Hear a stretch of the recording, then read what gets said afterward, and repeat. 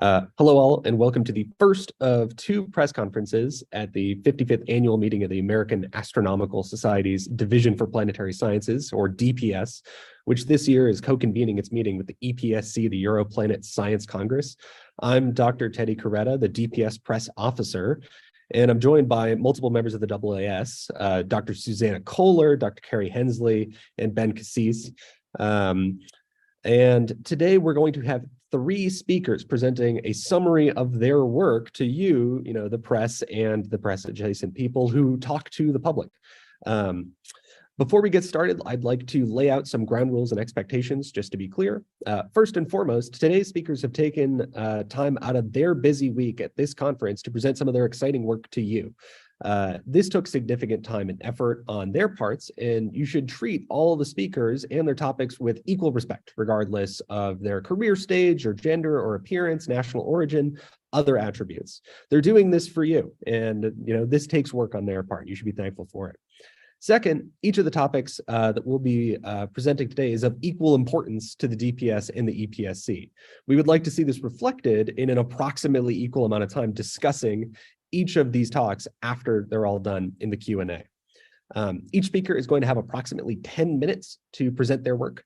And after that, we will do questions for all three talks together. So after all three talks is when the Q&A will happen. If you're watching on Zoom, please enter your questions in the Q&A box in the Zoom window, and they will be answered verbally out loud by today's presenters for the benefit of those on YouTube and for those who might be watching asynchronously at a later time. I will mention this again at the end, but if you're interested in reaching out to any of today's speakers after the Q&A, after the call and the presentations are done, you should reach out to me. I'm going to put my email in the chat as I'm copying the link, so that, for instance, you can just email me directly, and I can put you in contact with the people you'd like to speak to. Right. I want to thank each and every one of you for attending this call live, for those of you watching later, for those of you watching on other platforms, and for helping the public understand the exciting work and the important work that the DPS and the EPSC do to the public. This is an important role, and we thank you for your part in it. Now on to our first talk. This is time for you to start getting ready to share. Our first speaker is Dr. Anicia Arredondo from the Southwest Research Institute here in town, right? Yeah. Yes, the local talent. The title of Dr. Arredondo's talk is Evidence for 16 Psyche's Metallic Nature Found with SOFIA. I'm going to turn my video off and move my computer over to facilitate the audio, but please pay attention to the talk, and I hope you enjoy.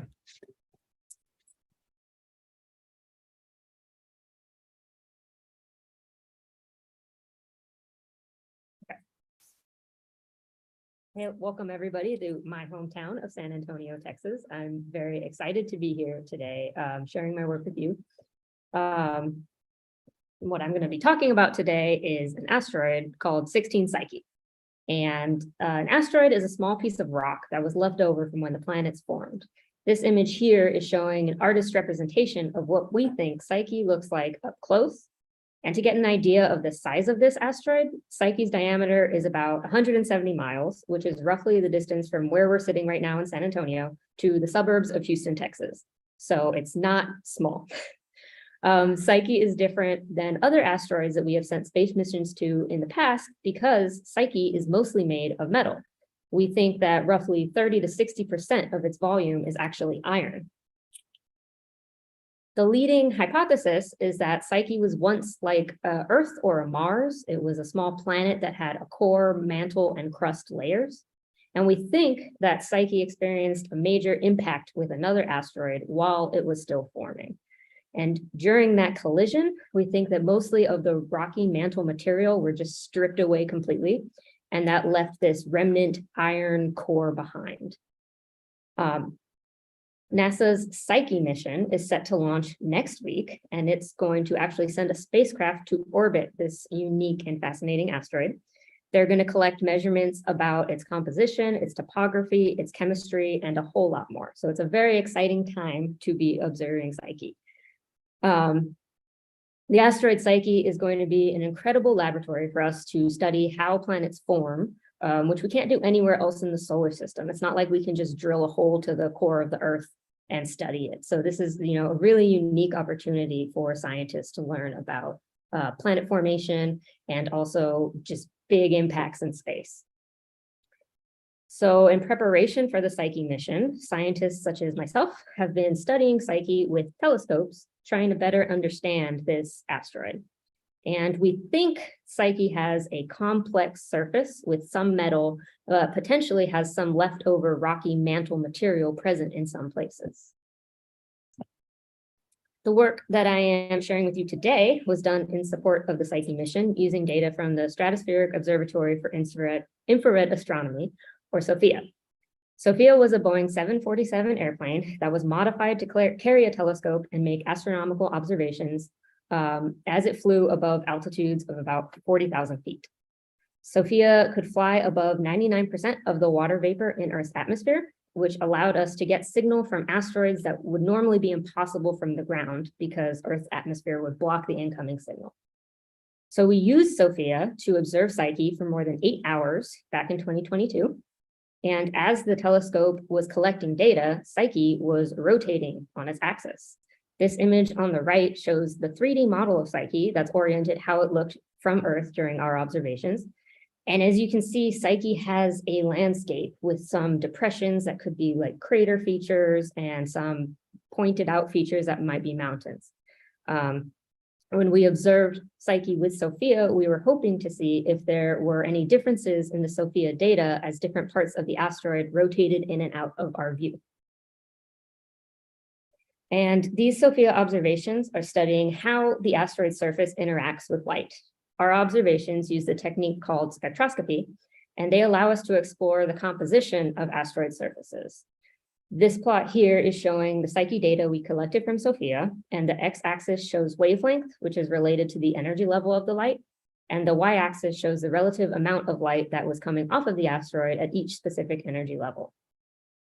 Different materials on an asteroid surface will interact with light differently. We usually see these interactions as either dips or peaks in the data, and the exact position of these dips and peaks are unique to each material. It's almost kind of like a fingerprint. So what surprised us was that we did not see any large dips or peaks in our SOFIA data of Psyche. That's a really interesting result because some materials don't have fingerprints at all, and one of those materials is metal. So this means that the part of Psyche's surface that we observed was likely made of metal. Other scientists, such as our colleague Zoe Landsman and her team, used the same spectroscopy technique and detected the presence of rocky material on Psyche's surface. This image is showing you the difference between Zoe's observations with the Spitzer Space Telescope in blue and our observations with SOFIA in white. And you can see that the Spitzer data has a very broad bump there that team said was due to very small grains of rocky material.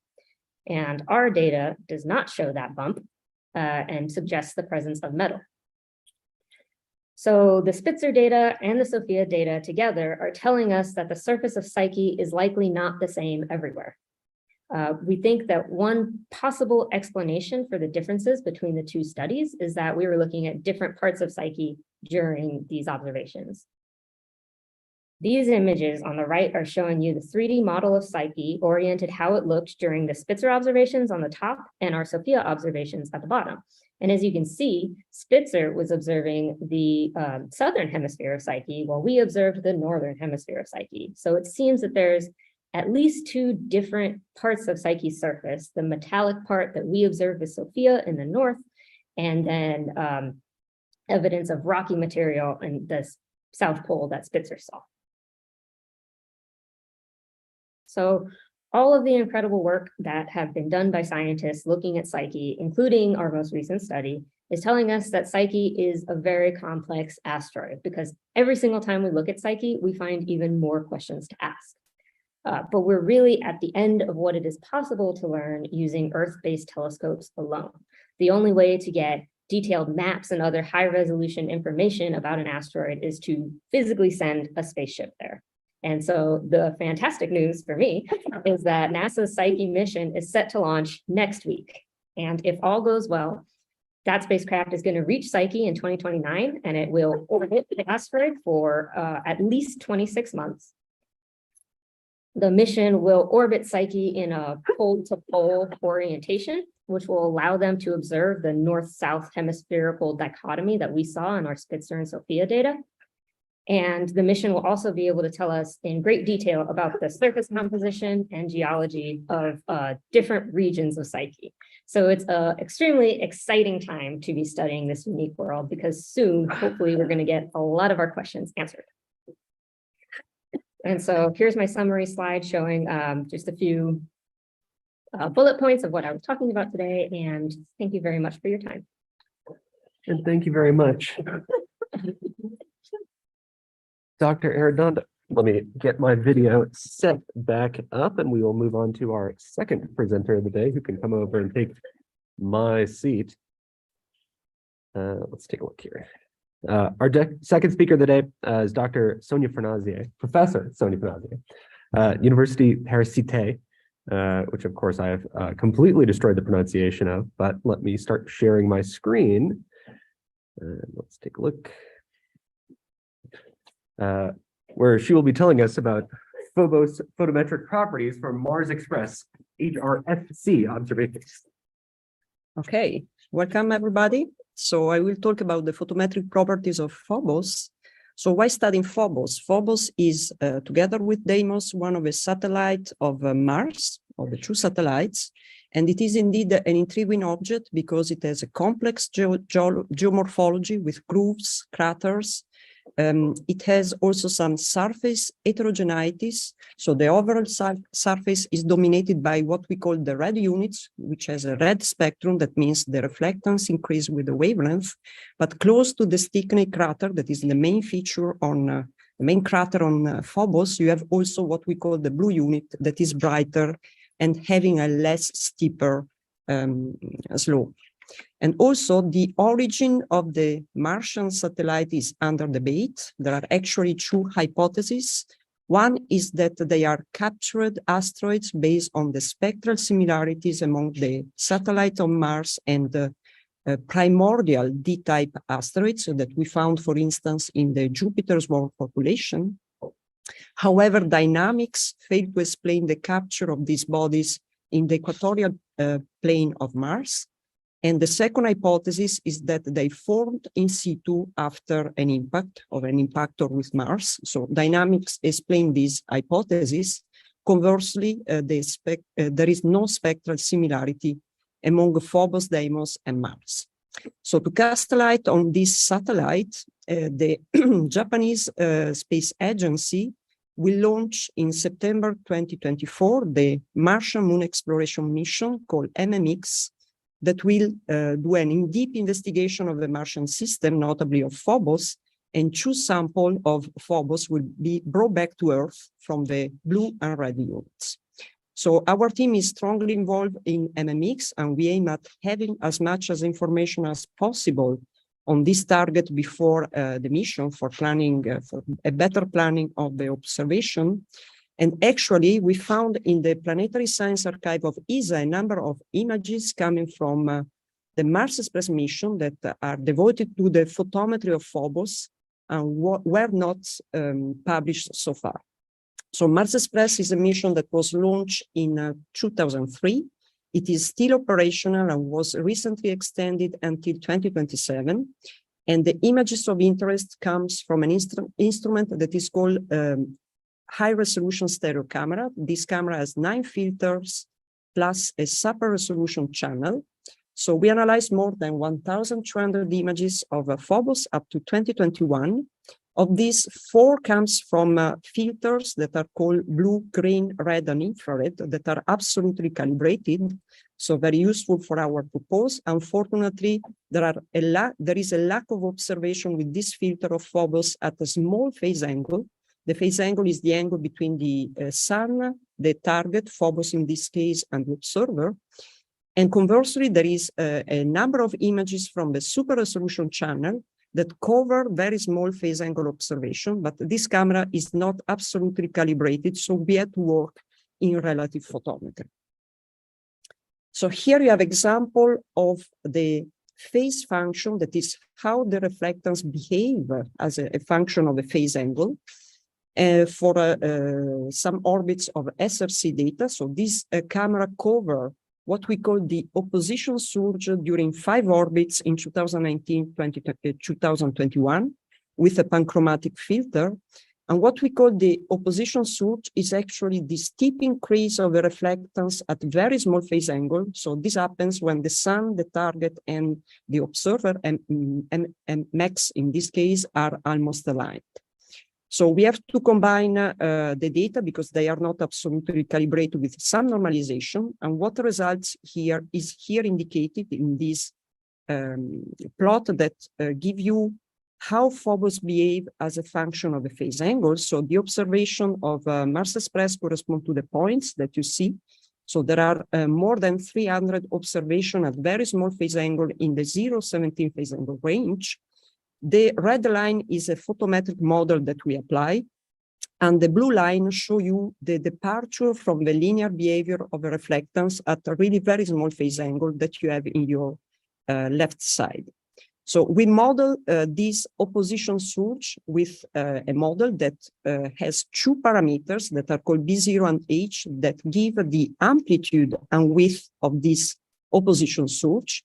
And what we found are the numbers here indicated. So numbers don't speak too much, but what we have found is that there is a strong opposition surge, that is the reflectance of Phobos increase a lot at a very small phase angle. These values that we obtain are the best values so far determined for Phobos, opposition surge, and very high precise values. So for comparison, you have the data acquired by Simonelli et al. In 1988, where you see that, for instance, the amplitude B0 had large uncertainties because of lack of observation of very small phase angle.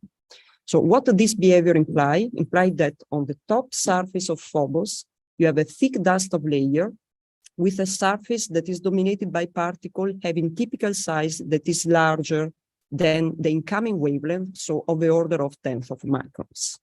We also compare the Phobos photometric properties with other bodies that show analogies with other asteroids. Sorry, here you have example for the carbonaceous-rich asteroid, the blue group, the silicate-rich asteroid, and the high albedo asteroid, as well as Comet 67P that is in blue.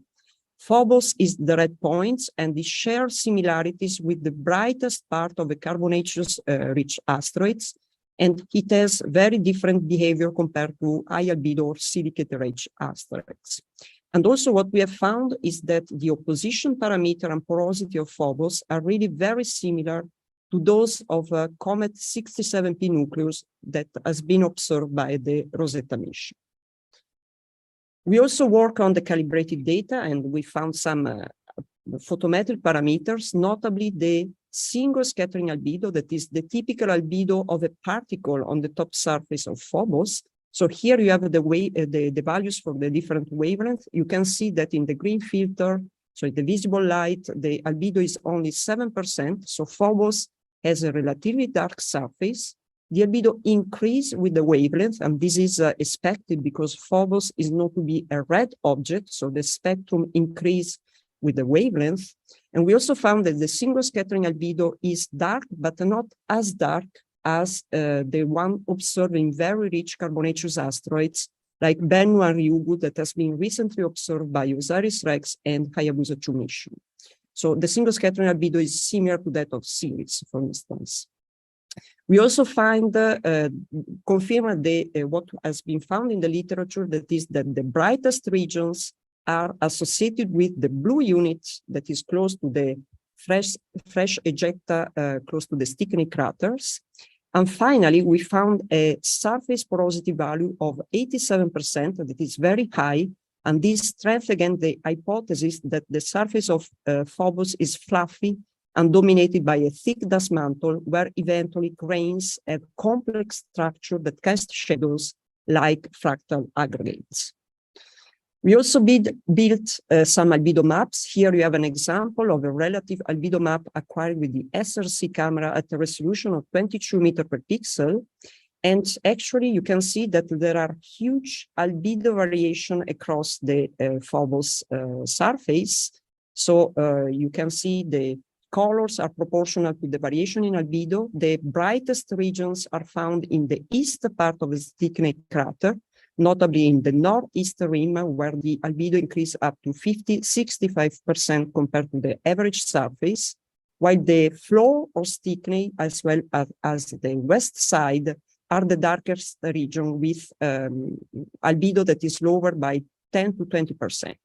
So this implies that on Phobos, we have local variation in composition or eventually or in the surface structure in terms of grain size and porosity.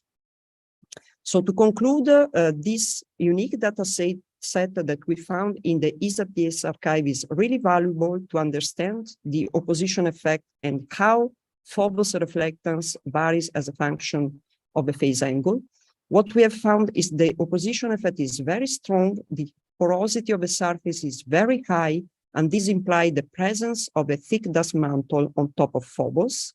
We see huge variation in albedo, together with the heterogeneities in composition. This suggests local variation in composition and in surface structure across Phobos.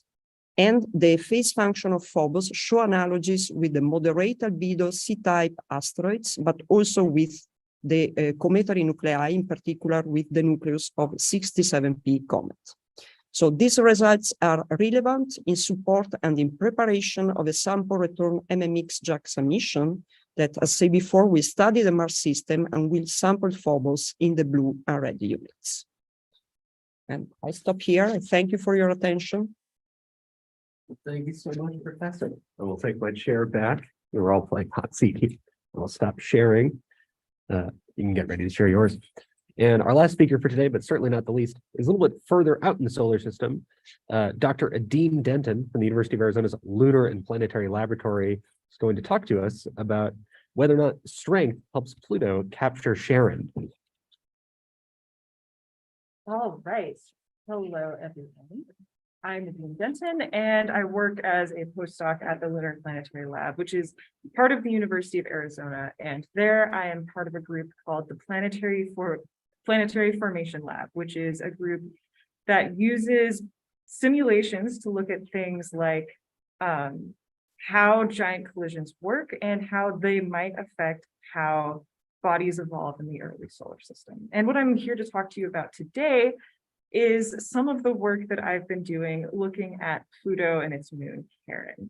And the question that I'm asking on this title slide regarding strength, I thought I'd clarify for those who don't think about rock and ice geology as much as I do. When I say strength, what I mean is material strength. So the capacity of a given material to resist deformation. And that's something that we work on in the lab a lot, but which also affects bodies at the planetary scale. So what I'm looking at here is if we think about Pluto and Charon as real geologic bodies that respond in a truly geologic way, does that affect how they interacted with each other when they first formed? And I'm going to lead off the rest of this talk by just telling you the answer to this question, which is no. Strength does not help Pluto capture Charon. It's actually completely changed how Pluto and Charon interact with each other in the early stages. And we might have to develop a new paradigm for how we understand forming large satellites around Kuiper Belt objects like Pluto. Now, to explain why the answer is no, but it's different, I thought I'd go back a little bit. And specifically, I want to talk about giant collisions. So what I'm looking at here is a giant collision between Pluto and Charon, but for those of you that are familiar with giant impacts, you probably think about them in the context of the Earth-Moon system, because that's where the hypothesis was first originated.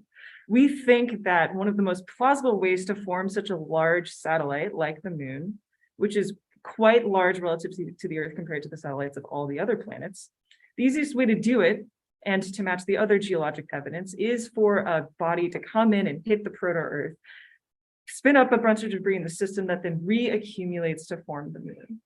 That's a hypothesis that has quite a bit of support in this community, and it's been extended to other bodies in the solar system like Pluto and Charon.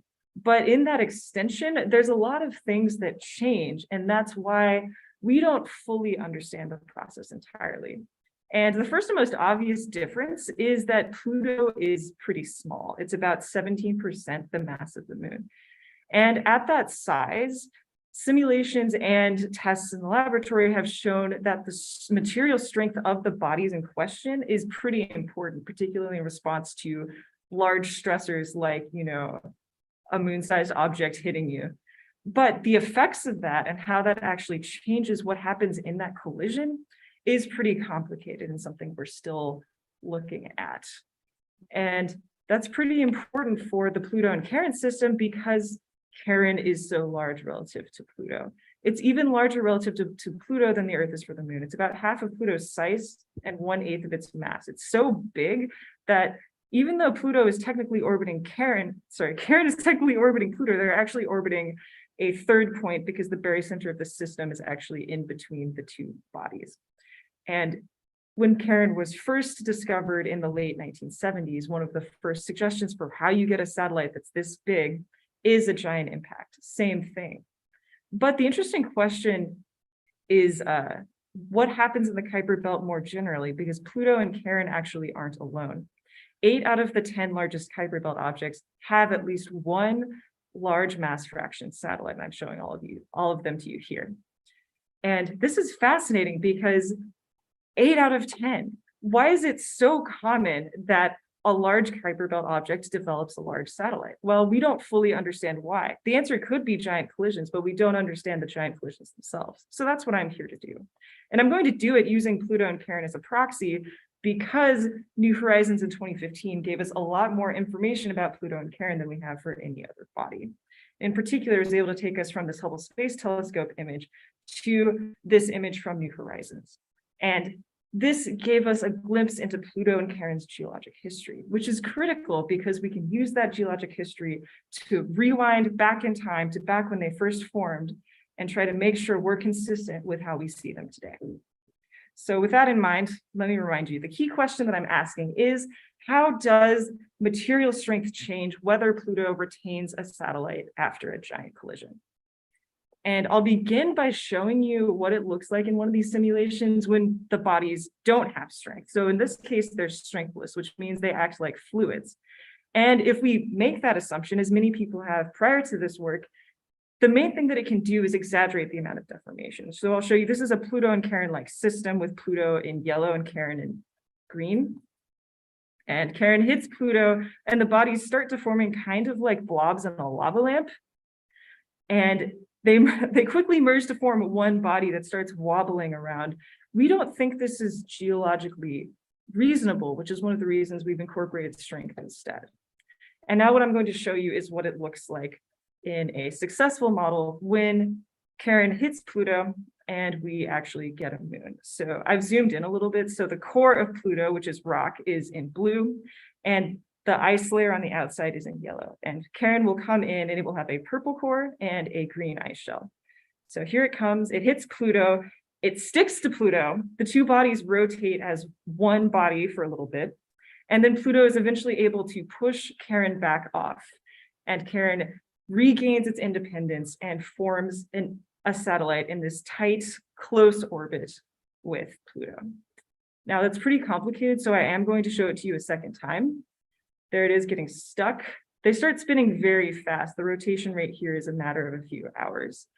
And the combined angular momentum of the system is able to separate Pluto from Charon. And there's a couple interesting things that I want to point out here in terms of what's going on and the implications. So the first thing to note is that even though these bodies have strength and they resist the deformation, Charon is still a really big object hitting Pluto. So it's able to deposit some of its material onto Pluto. It loses part of its core and it loses part of its ice shell.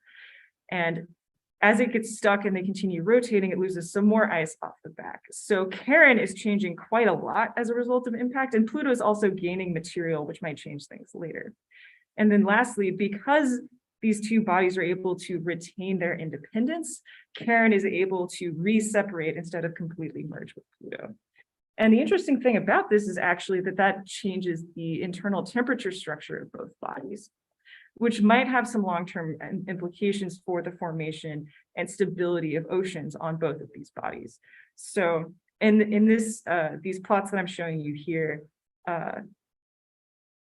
yellow is around 1,000 Kelvin, but light pink is around 200 to 300 Kelvin. So we're heating up the ice shell of both of these bodies as a result of the fact that they hit and stick to each other. And the resulting tidal deformation between the two causes immense flexure in the ice shell as well as in the core. So there's also long-term warming of Pluto's core, of Charon's core, which we didn't really expect. And the amount of warming that's going on here might facilitate melting in the interior of both bodies. Here's a comparison again between no strength on the left and strength on the right. And you can see how when Charon and Pluto retain strength, they're able to retain independence as bodies and form a satellite.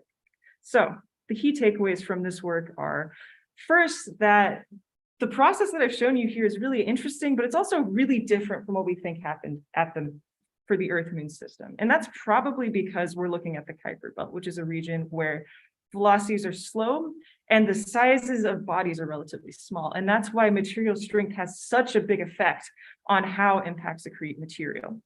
And that changes whether and how Pluto can hang on to Charon after that initial impact. And lastly, Pluto and Charon's close relationship that they develop during and after impact probably affects their long-term evolution in ways that we're still trying to understand, including the lifetime and stability of early oceans. So thank you, and I'm happy to take questions, and you can contact me here. Well, thank you very much, Dr. Adeene. Let me turn my own video on. So the way that we're going to do the Q&A session, as a refresher, is that questions that have been put in the Q&A in the chat, I'm going to read them out loud to our participants, and our participants should turn on their videos if they have not done so already. And when I ask you the question, you can, answer. We'll still use the same common mic, but, try to look into the mic to preserve the magic of television here, right? So I have a few questions prepared just in case there aren't any in the Q&A yet, but I will remind everyone who does have, put stuff in the Q&A. If you have any questions, please feel free. My first question would be for Anicia about Psyche. And you saw in your mid-infrared spectra that there just weren't that many features on it. And you said this was consistent with metal, right?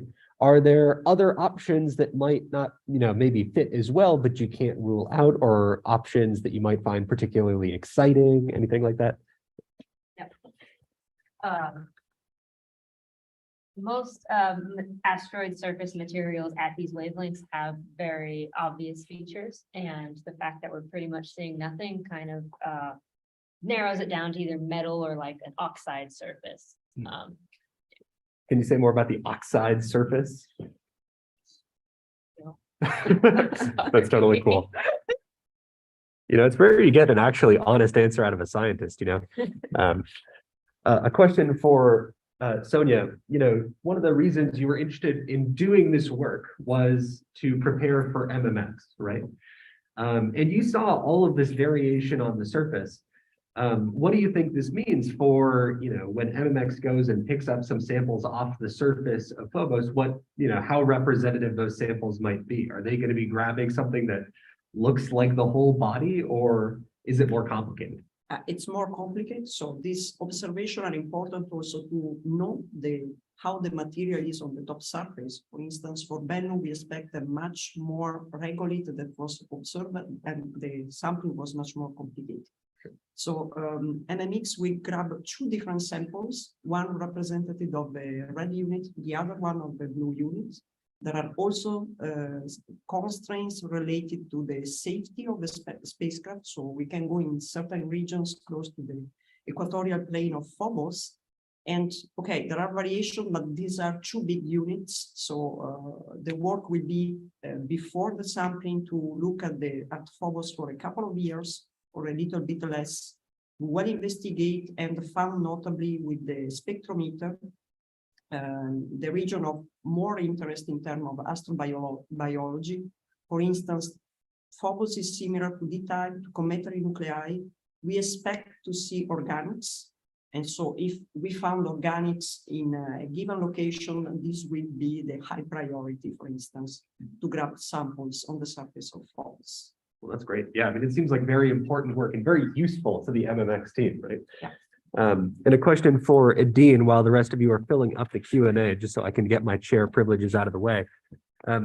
You talked about, how 8 out of the 10 largest of the trans-Neptunian objects have these big satellites, right? Do you think that the story that you're starting to uncover for Pluto Charon is starting to look similar, or do you think that once you're able to use the same kinds of advanced models on these other objects, you're going to find other completely new mysteries?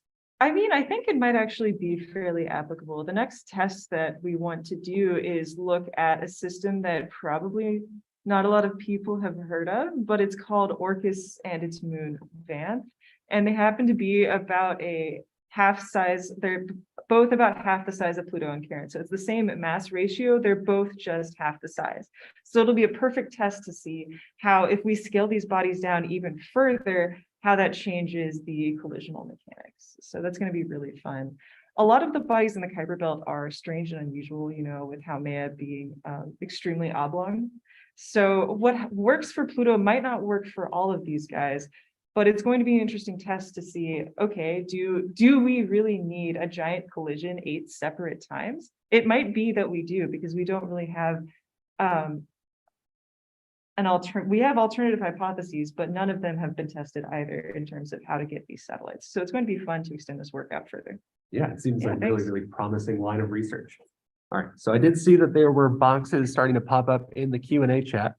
Let me take a look. For Anicia, I have a question from Alexandra Witzy at Nature. There's a DPS abstract from, looks like Stephanie Jarmack, that reports hydration features on Psyche from JWST data. Do your SOFIA observations shed any light on the potential hydration?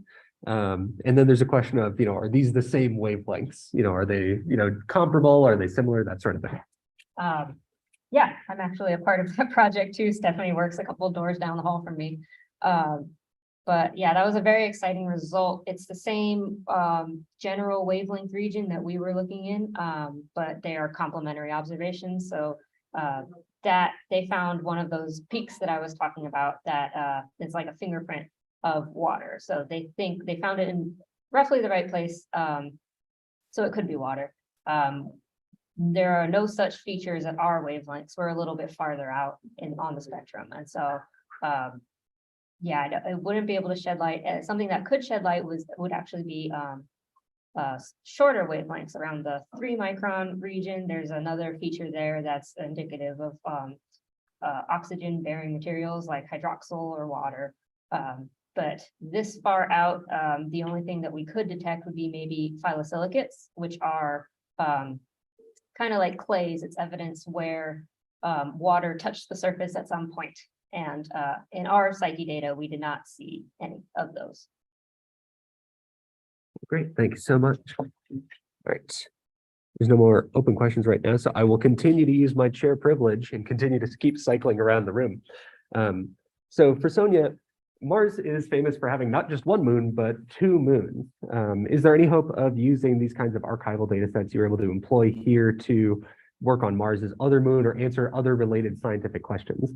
Oh, yes, there are a lot of data, but we have not so much time because when you teach in administration and so on. Yes, we have identified, and I will propose an internship for a student to work on Deimos data. So there are data both from the non-calibrated camera that has a great resolution and also the calibrated one. So there is a lot of work to do looking at the archive. Also for the new generation, it's important to conserve the data set and because in 20 years somebody smart will have a new idea to better interpret the results. Yeah, and for those of you listening online, working for Sonia is a good career choice.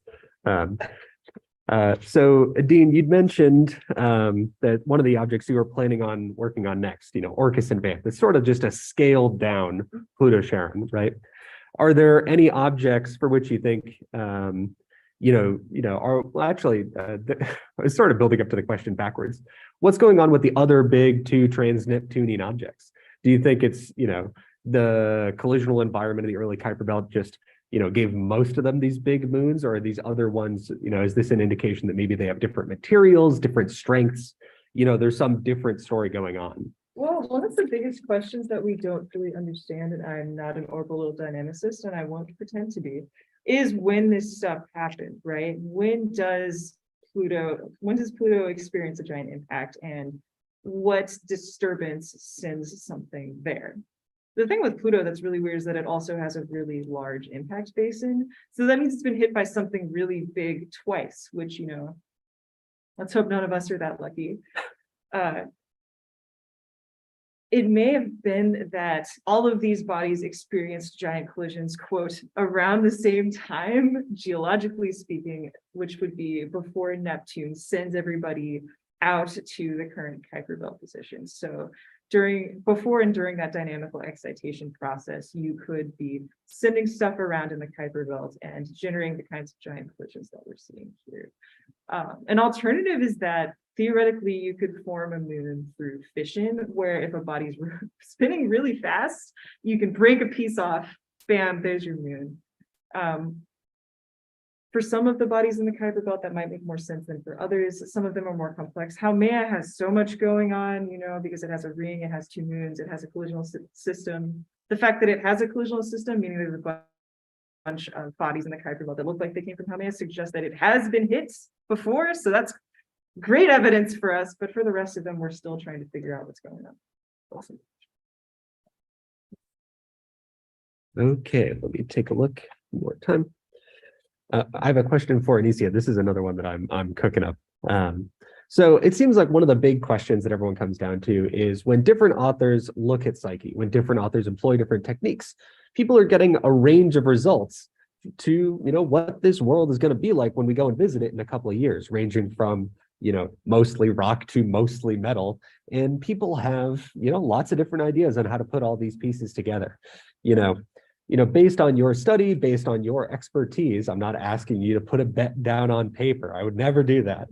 But do you think that, you know, all of these authors, do you think that when we get there, we're going to, you know, sort of piece together the story and realize how we all did this? Or do you think it's just going to stay super mysterious and we're going to be puzzling about this for decades and decades and decades? Well, I sure hope we're not puzzling about this for decades and decades and decades, because there's a whole lot of other asteroids out there that are also very interesting and cool. But I think, like I said, the size of Psyche is the distance from San Antonio to Houston. That's pretty big. So it's very possible that all these different measurements that these different scientists are taking are because some of us are looking at this part and some of us are looking at that part. And that's why the mission is going to go there and orbit the asteroid for 26 months. So they're going to map the whole thing. And yeah, I think that's going to answer a lot of our questions. And I do think we're going to be able to piece together like, oh, that makes sense. I serendipitously observed this giant crater and you didn't, or something like that, you know? So I think it's going to answer a lot of questions. Great. Okay, I'm going to give each of our speakers one more question, and then we'll start wrapping up. So for Sonia, one of the questions people have about the Martian moons is where did they come from, right? What is the scenario that lets them have their current orbits, their current properties? You know, does your work shed light or, you know, support or, you know, contradict certain hypotheses about where Phobos and Deimos came from? And, you know, I'm willing to hear whatever answer you want. We can put you on the spot or not. Oh, okay.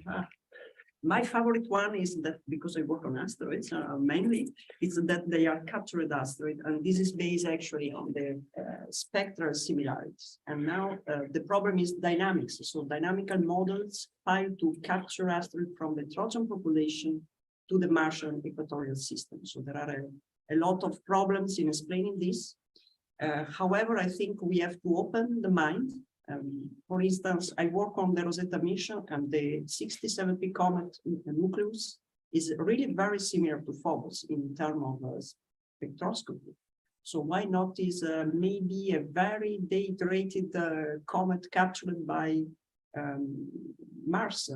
But okay, there is a problem in the density, because comet has a density of 0.5 and Phobos is 1.9. So there should be also some metals, but I don't know, an asteroid that has a D-type behavior. D-type means a very red spectrum, hopefully rich in organic, but maybe also an inner core that where you can have more silicates, metals not, but a more denser core. So I think there are different hypotheses to be explored also from the dynamical point of view that can explain the capture of primordial asteroid to Mars. But with MMX, we will have the answer. So if we found organics and hydrated materials, for sure, is a captured asteroid. Yeah. Yeah. Do you think, just sort of following up on your last question, do you think it's the samples from MMX that are really going to be sort of the nail in the coffin here that people are really going to? You cannot have organics with a giant impact. The energy developed by a giant impact destroy hydrated materials, organics, and it's not also compatible with fluffy surface that we observe. So yes, it will definitively answer, because moreover, we have a sample in the ground and we can perform very detailed analysis with mineralogical composition, elemental composition, and this can tell you if the sample is heated by 2000 degrees during an impact or not. Perfect. Okay, and one last question for Adeene. You said the ocean word. You knew this was coming. So you'd mentioned that, adding strength into your models, it changed which parts of these bodies got heated. It changed, at what times, at what levels. Can you talk a little bit about how, ocean forming, should it have happened in a certain way, how your models might change, what people already think about this, and just talk to us about what's down there, I'm not saying there's fish, but you know what I mean. Let me actually build off of what Sonia just said, which is, impacts can be incredibly destructive, but they can also be creative forces. So they can destroy what was previously there, but they can also completely build something new. And in the case of the Pluto Charon forming impact, what might happen is we impart enough heat to the system, both during the impact, but then also afterward, as these two bodies evolve in this really close, tight orbit. And Pluto will eventually push Charon out to its current location. But during that process, the amount of heat that's imparted could allow the interiors of both bodies to melt so that you would get a subsurface ocean in Pluto as well as a subsurface ocean in Charon. The question then becomes how long those can last. And that's beyond my word. But it raises a question because we don't always understand when and how oceans form on planetary bodies. It's something that we're still trying to understand. And it might be that in some cases, the force of a giant impact provides the impetus to build an ocean in a planetary body where it otherwise might remain inert, particularly in the Kuiper belt where there's not extra forces at play. Like the moons around the giant planets have a lot more tidal forcing that enables the interiors of these bodies to stay liquid. In the Kuiper belt, you don't. So having any kind of extra input into the system can be a big help in terms of building an ocean. And then the job of Pluto and Charon is to keep them. Great. Yeah. Okay. Well, let me turn my video back on ever so briefly. Okay, I want to say thank you so much to all three of today's presenters, and I want to say thank you so much to all of you for tuning in. I want to say thank you to the AAS colleagues that have made this Zoom call, these press conferences actually work, actually happen. And, we'll allow all of you to watch it either here now live or online on YouTube later.